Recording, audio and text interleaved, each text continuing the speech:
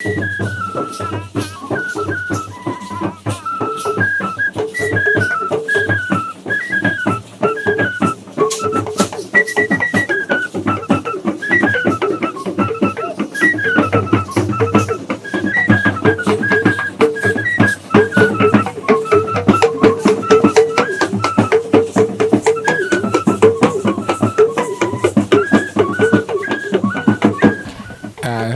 everyone. This is One African Mission, and we are very fortunate today to go into the farms of Evergreen Livestock Farms owned by Lamanshao Yapalse Ulana.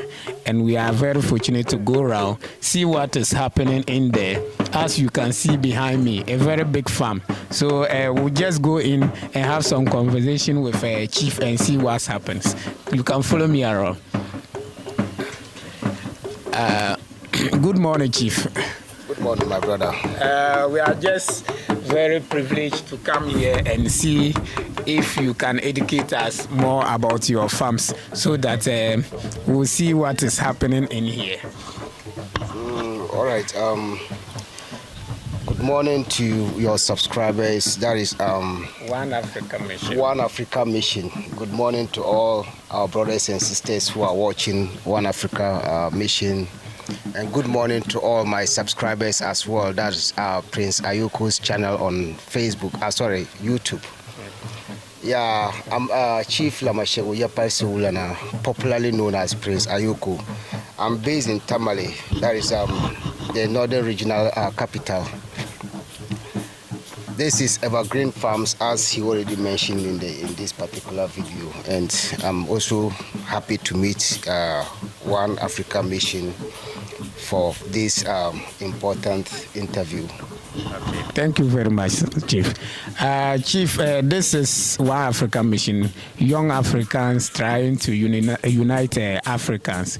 I want to know, when did you start this your farm, please? I started this livestock farm at our family house. So I started it over 20 years ago. Yeah, so it was there that I established the farm, and then as time goes on, last 2 years I moved the farm to this place. So this is the expansion of the farms. Yeah. Okay. So please, Chief, in total, how many livestock or what type of livestock are you raising here? Okay, so here at the farm we have cattle, we have goats, and then we have sheep. Okay. We have these our local birds. Okay. So in total, how many cattle? Currently we have over 100 cattle, and then we have up to I think that is up to almost 30 sheep, and then almost up to 20 goats here. But I also do buying and selling of cattle, goat, and sheep. Quite apart from the one that we have here at the farm that we breed, I also buy animals from Burkina Faso, our neighboring country, Burkina Faso. Yeah, that's nice. That's very nice to buy. Yeah.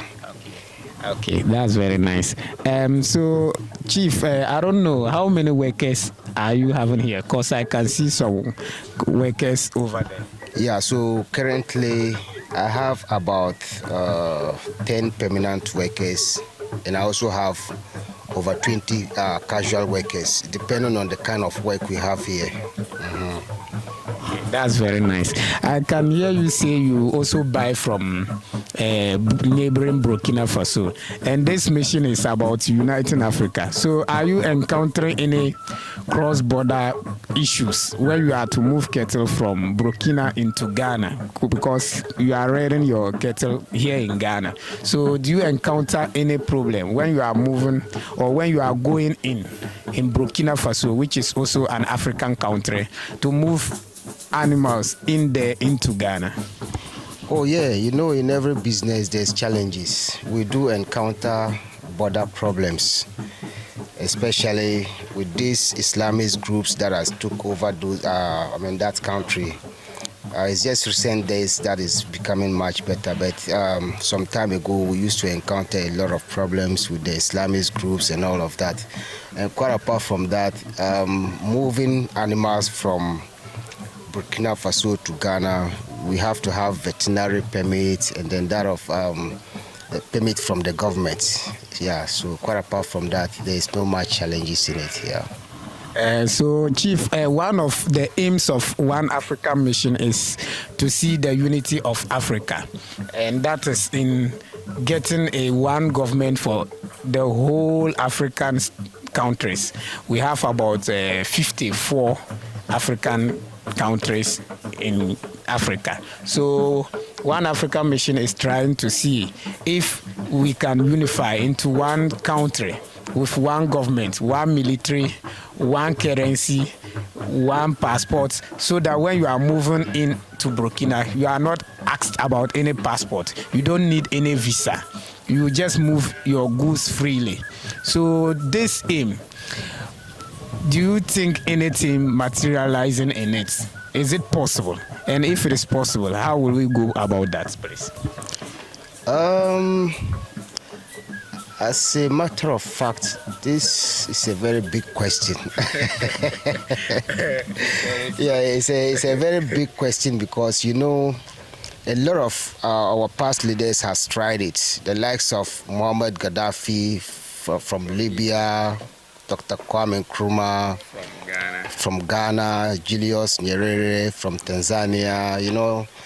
Uncountable leaders has come out with these ideas, and as well as His Highness Marcos Bazaya Garvey from Jamaica. All of those leaders has tried it, and unfortunately they failed due to, you know, the West and that of, you know, the superior countries, that is the superpower countries, talking about, you know, the European countries and all of that. And it's something that is possible, but it will take some time. Hopefully the future generation will work it out. Yeah. So in Africa here, the youth are, permit me to use the word lazy in terms of employment. So, and this is a very big farm. You have employed about a number of workers. How will you encourage the youth of Africa to engage in such entrepreneurship, please? This is something that is very serious in Africa. The youth in Africa, a lot of them, I always say this, a lot of them wants to make money, but don't want to work. And in order to make money, you have to put some more force into your work. You have to put some more, you know, courage into yourself and motivate yourself as well to work. As you can see here, when you come here to see us work, if I'm working, you wouldn't know the owner of this place when I'm here with my workers. And that's one important thing about, you know, the youth. That's one important thing the youth should do. As youth in Africa, we are the future of Africa. For the elderly people, they have did their part and they have left Africa into our hands. So what we have to do is to work hard to bridge the gap between the West and Africa. And by doing that, we don't have to focus on education. Agriculture, for instance, is something that can boost Africa, the economy of Africa, if we put our focus on it. Talking about livestock farming, vegetable farming, poultry farming, you know, crop farming, and etc., tree plantations, you know, and all of that. It's all good for us to involve in. But one problem is that in order to go into all of this, you have to have the resources.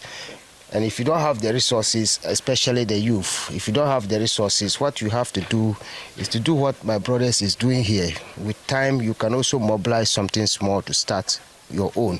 Maybe within the next few years, you may get to some point that you can, you know, grow bigger in the business. So that is what we have to do as African youth. And by doing this, it also brings about unity.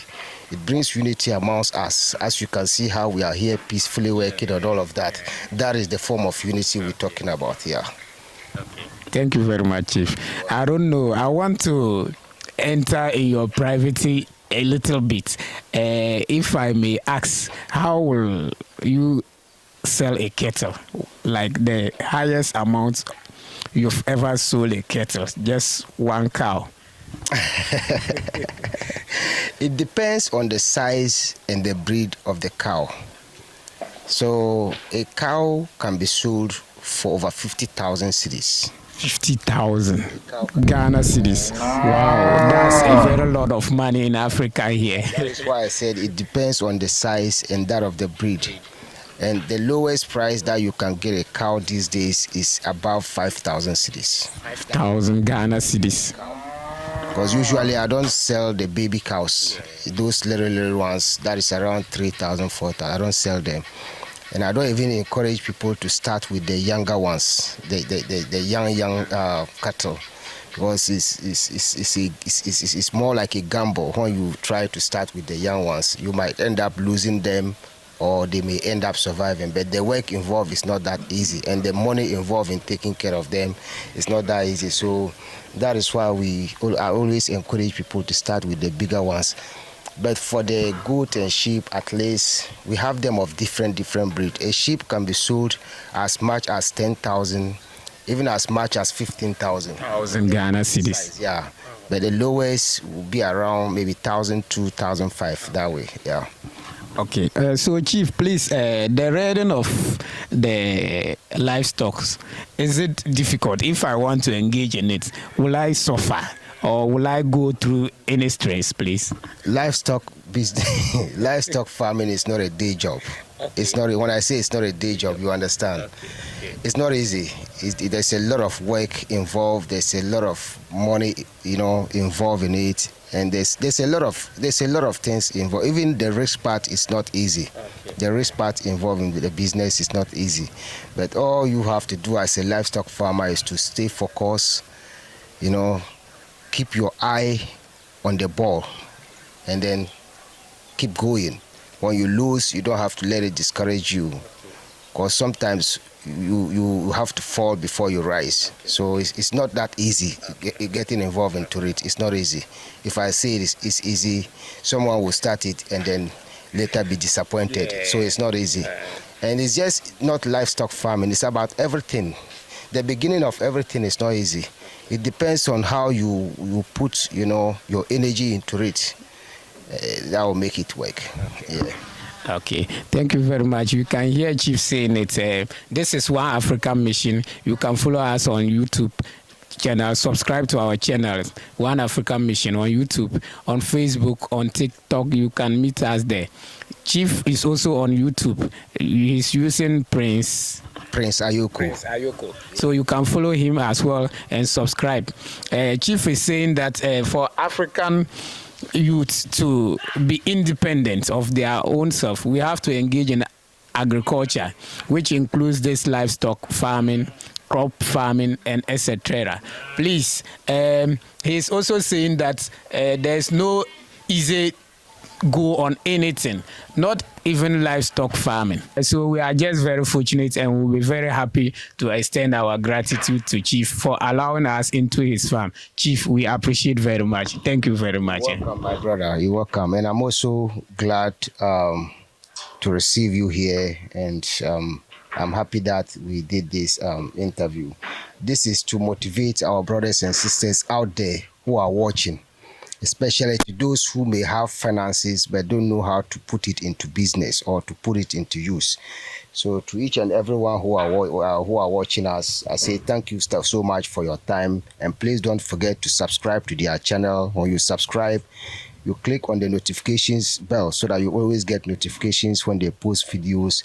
And don't forget to share with your families and friends, and then put all your questions on the comment section of the video so that they will be able to answer it for you. So thank you so much for coming. Thank you. You're welcome. Thank you once again, Chief, for allowing us into your compound this morning.